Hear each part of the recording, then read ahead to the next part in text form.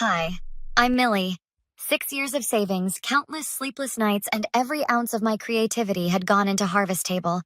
Tomorrow was supposed to be opening day, the culmination of my lifelong dream. Instead, I stood across the street at 4 a.m., watching firefighters battle the inferno consuming my restaurant. "Ma'am, you need to stay back," a firefighter urged, guiding me further from the scene. "That's my restaurant," I whispered, my voice barely audible over the chaos. "That's everything I have!" My phone buzzed. My sister Diane's name flashed on the screen. "Millie? Oh my God, I just heard. Are you okay? Where are you?" Her voice trembled. "I'm watching it burn, Di. Everything's gone. I'm coming right now. Don't move." 20 minutes later, Diane's car screeched to a halt beside me. She rushed out, wrapping me in a tight hug. "I can't believe this is happening," she said, her eyes fixed on the smoking building. "How did it start?" "I don't know. I got a call from the security company about the alarm going off." A police officer approached us. "Miss Miller, I'm Detective Harris. I need to ask you some questions when you're ready." Diane squeezed my hand. "I'm staying with you." "Where's Victor?" I asked, suddenly realizing my brother-in-law wasn't with her. Diane's expression shifted. He stayed home with the kids." Detective Harris led us to her car, away from the commotion. "The fire chief says they found something concerning. The fire appears to have multiple points of origin." "What does that mean?" Diane asked. "It means someone likely started it intentionally. We're treating this as arson." My stomach dropped. "Arson? Who would—" "Miss Miller, can you think of anyone who might want to harm you or your business?" Before I could answer, my phone rang. It was Maya, my head chef and closest friend. "Millie, I just heard. I'm on my way." "Maya, it's gone," I choked out. "I know, honey. Just hang tight." After I hung up, Detective Harris continued. "We'll need a list of people who had access to the building." "Just me, Maya, my chef, and the contractors," I said. "But they finished weeks ago." "What about family members?" Diane shifted uncomfortably beside me. "My sister has a key," I said, glancing at Diane. "For emergencies." "Anyone else?" Diane's phone buzzed. She looked at it, her face paling. "It's Victor. He's asking what's happening." "That's weird," I said slowly. "How would he know something's happening at 4:30 in the morning?" Detective Harris's expression sharpened. "Mrs. Reed, does your husband have access to your keys?" Maya's car pulled up before Diane could answer. She rushed over, her chef's jacket half-buttoned. "Millie!" As we embraced, Maya whispered, "I saw someone last night, after we finished prep." "What? Who?" "A man in a baseball cap. I thought he was just passing by, but—" She hesitated, looking at Diane. "He looked like Victor." Diane gasped. "That's impossible! Why would Victor be here at midnight?" I asked, my voice hardening. "He wouldn't," Diane insisted. "There must be some mistake," Detective Harris interrupted. "Mrs. Reed, where was your husband last night between midnight and 3 a.m.? "He was home, of course. We were both home." "Are you certain? Did you see him?" Diane's confident expression faltered. I took a sleeping pill. I was out cold until Victor woke me about 20 minutes before I called you, Millie." "Why did he wake you?" Detective Harris asked. "He said he had a bad feeling, that we should check on Millie's restaurant." Diane's voice dropped to a whisper. "Oh my God." "Mrs. Reed, we'll need to speak with your husband," Detective Harris said, already dialing on her phone. As the sun rose over the charred remains of my restaurant, the truth began to emerge from the ashes. 3 days later, I sat across from Detective Harris at the police station, a folder of evidence between us. "The fire investigators found traces of accelerant in 3 separate locations," she explained, sliding photos across the table. "Security footage from the building across the street shows someone matching your brother-in-law's description entering through the back door at 1:17 a.m. "Did you find the key he used?" I asked. "No, but we found this." She produced an evidence bag containing a partially melted credit card. "It's in your brother-in-law's name. My hands trembled. Why would he do this? We were hoping you could help with that. The door opened and Diane entered, looking exhausted. She sat beside me without meeting my eyes. Have you spoken to him? I asked her. He won't tell me anything, she whispered. Just keep saying it's all a misunderstanding. Mrs. Reed, Detective Harris interjected. We found something else. Your husband recently took out a large insurance policy on his landscaping business. The policy specifically covers loss of income due to family emergencies. Diane's head snapped up. What are you suggesting? If your restaurant failed, Miss Miller, would you have asked for your sister's help? Of course I would have, I said. And Diane would have helped me no matter what. Which would have affected her household income, the detective concluded. That's absurd, Diane protested. Victor wouldn't. He made a claim on the policy yesterday, Detective Harris interrupted, citing family emergency. Silence fell over the room. I need some air, Diane muttered, rushing out. I followed her into the hallway. Wait. She spun around, tears streaming down her face. I swear I didn't know Millie. I believe you. He's been acting strange for months. Ever since you got the loan approval. I thought he was just stressed about his business. Maya appeared at the end of the corridor. The insurance investigator wants to talk to us. Diane grabbed my arm. Millie, what do I tell the kids? The truth, Di. Their father made a terrible choice. Maya approached cautiously. I hate to interrupt, but there's something else you should know. Remember Tom from the bank? He called me this morning. Said Victor came to him 3 weeks ago asking about your loan details. He had no right to that information, I said. Tom didn't give him anything, Maya assured me.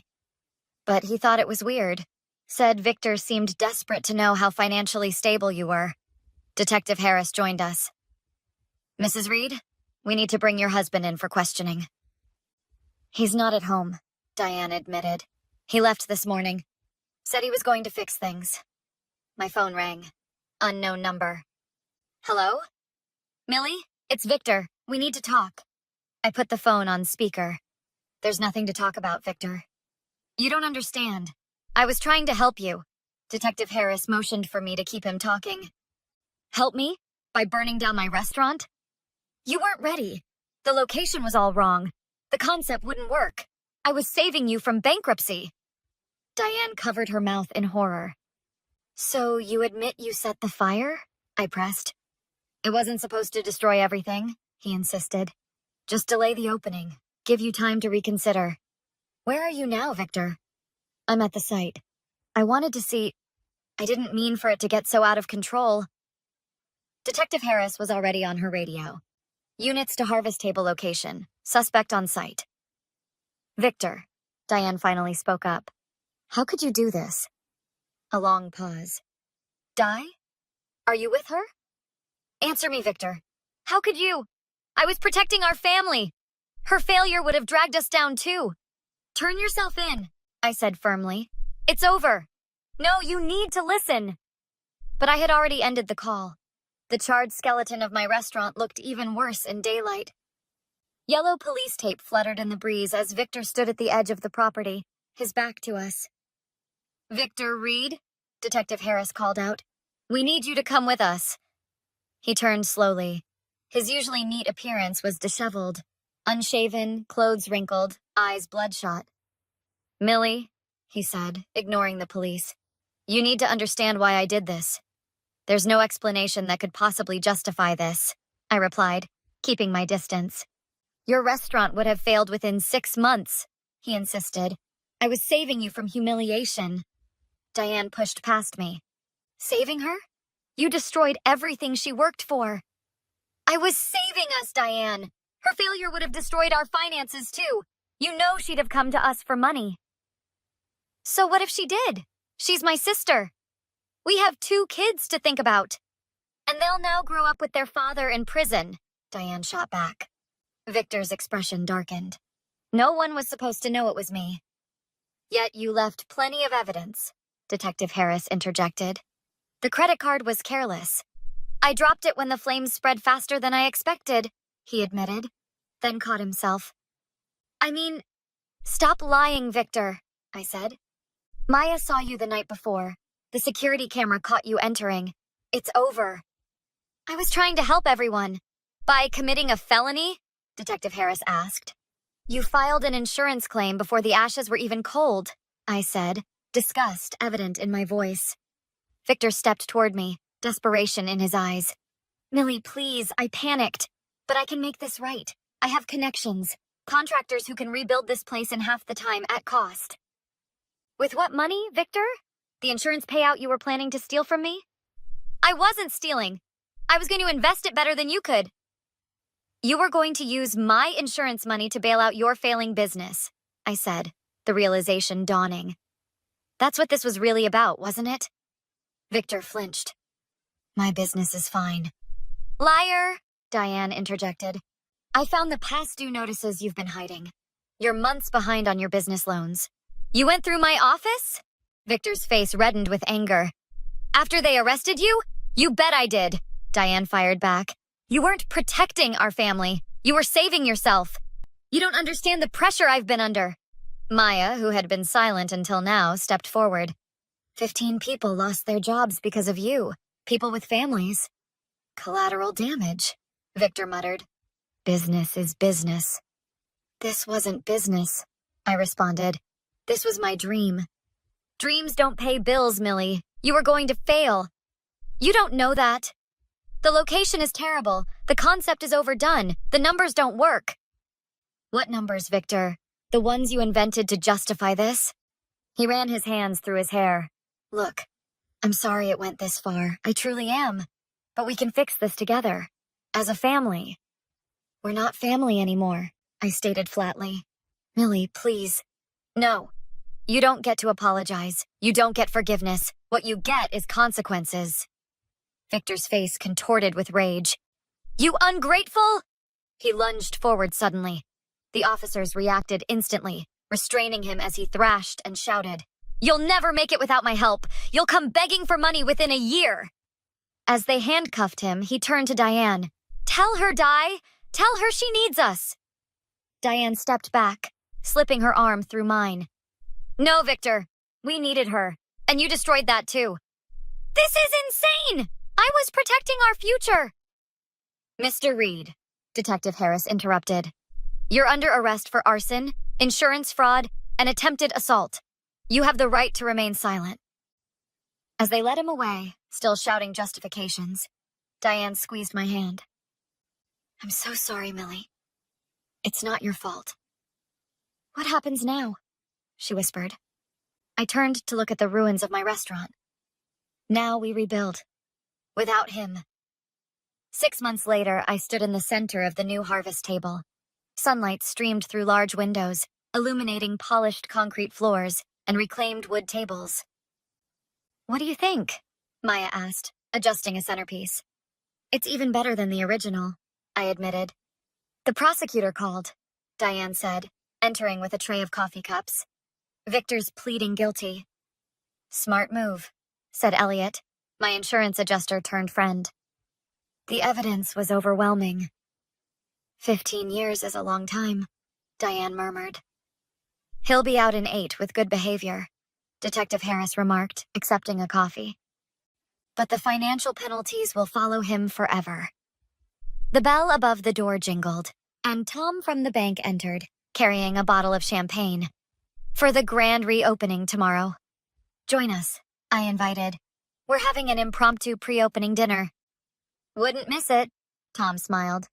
The loan extension was the easiest approval I've ever pushed through.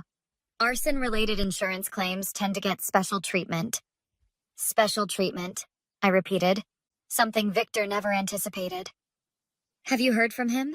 Maya asked Diane carefully. Diane shook her head. His lawyer called again, wanted me to ask Millie to write a character statement for sentencing. All eyes turned to me. And? Elliot prompted. I told him exactly what kind of character Victor is, I said. In explicit detail. Detective Harris chuckled. I bet that didn't help his case. He also wanted to apologize to you again, Diane added. Says he understands now what he destroyed. Too little, too late, Maya muttered. Have the divorce papers been finalized? Tom asked gently. Diane nodded. Last week, the judge awarded me everything given the circumstances. I still can't believe he thought he'd get away with it, Elliot said, shaking his head. He underestimated me, I replied. Everyone did. The bank, the suppliers, even some of you. I smiled to soften the words. No one thought I could rebuild from nothing. I never doubted you, Maya protested. Liar, I laughed. But you stayed anyway, and that's what matters. You know what still bothers me? I said, looking around at our small gathering. He really believed I would fail, that my dream wasn't worth protecting. Some people can't stand seeing others succeed, Tom offered. Especially family, Diane added quietly. It's easier to tear down than to build up. Well, you proved him wrong in the most spectacular way, Detective Harris said, raising her cup. This place is going to be a landmark. Diane set down her cup. Victor called from jail yesterday. Wanted to know if he could see the restaurant when he gets out. Said he's proud of what we've accomplished. We? I raised an eyebrow. His exact words. What we've accomplished. Unbelievable, Detective Harris muttered. What did you tell him? I asked. Diane met my eyes. I told him there is no we anymore. That you succeeded despite him, not because of him. That he's not welcome in our lives. I squeezed her hand. Thank you. To new beginnings, Tom proposed, raising his coffee cup. And to justice, Detective Harris added. To Harvest Table 2.0, Maya cheered. Better and stronger than before. As we clinked cups, I looked around at the people who had helped me rise from the ashes. My sister who chose me over her husband, my friend who never left my side, the professionals who ensured justice was served. Tomorrow, we open those doors, I said. And we prove Victor wrong, one meal at a time. Diane smiled. Have you thought about what you'll say if he writes again? I walked to the window, looking out at the line of people already forming, customers curious about the restaurant that survived arson and betrayal. Nothing, I said firmly. Some bridges deserve to burn. What would you do if someone destroyed your dreams out of jealousy? Would you find the strength to rebuild, or would revenge consume you? Let me know in the comments below.